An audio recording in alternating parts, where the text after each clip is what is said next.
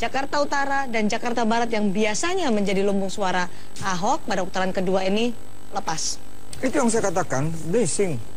Tuhan masih sayang dengan kita. Ya, karena yang Tapi ini tidak diinginkan ketika suara dari Jakarta Utara dan Jakarta Barat lepas dari pemilih Basuki Cahayapurnama yang biasanya unggul di situ. Bisa kebayang itu oknum yang peristiwa di Singapura. Dia seorang gubernur loh, dihina-hina begitu. Ada hubungannya dengan suara di Jakarta Utara dan Jakarta Barat? Siapa? Kaum di Jakarta Barat, Jakarta Utara. Kaum yang sama dengan Stephen itu. Mereka takut. Gila, dibilang tiko. Macam-macam itu penghinaan.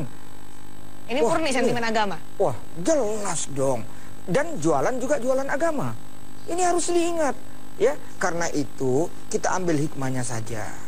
Cukuplah sekali ini yang begitu-begitu. Kembali ingat bagaimana the founding father kita. Bukan karena ideologi kita Pancasila. Bukan karena mesin politik yang tidak berjalan? Oh enggak, saya lihat PD Perjuangan mesin politiknya bagus berjalan, Golkar partai pendukungnya berjalan, Nasdem berjalan, begitu juga Hanura berjalan kok. Tapi Novel Baswedan kejam banget disiram air keras. Apapun itu sepupu Anies Baswedan. Itu sangat menguntungkan Anies Mas Baswedan. Ferry, apakah memang Jakarta Utara dan Jakarta Barat sudah sejak awal dilirik untuk bisa menjadi lumbung suara baru dari pasangan Anies Sandi? Pasti hasil survei pada putaran pertama memperlihatkan kita kalah di Jakarta Utara dan Jakarta Barat. Sehingga kita punya unggulnya waktu itu pendekatan dan strategi khusus untuk bisa penetrasi ke Jakarta Utara dan Jakarta Barat.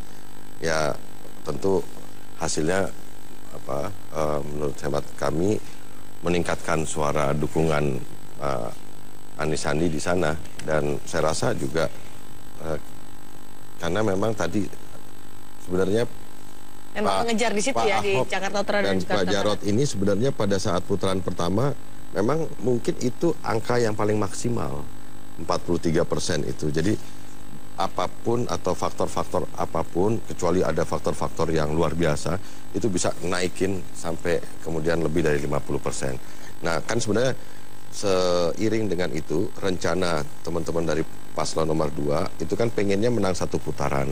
Tapi karena gagal, dan kemudian angkanya 43%. Jadi memang agak berat untuk mengangkat gitu. Nah, sementara kami dengan melakukan pendekatan khusus ke Jakarta Utara dan Jakarta Barat, banyak dari... Ada pendekatan khusus artinya ya? Iya dong, ada. Dan karena memang itu menjadi satu catatan di putaran pertama, kita evaluasi. Tapi sebenarnya juga itu dilakukan juga oleh tim pemenangan paslon Pak Ahok dan Pak Jarod. Mereka penetrasi juga ke Jakarta Timur, Jakarta Selatan. Kalau lihat dari distribusi sembako yang dilakukan terang benderang, itu sebenarnya kan adanya ada di Jakarta Selatan, di Jakarta Timur. Masing-masing punya treatment khusus ya, semuanya treatment cuma nggak khusus. nggak mempan.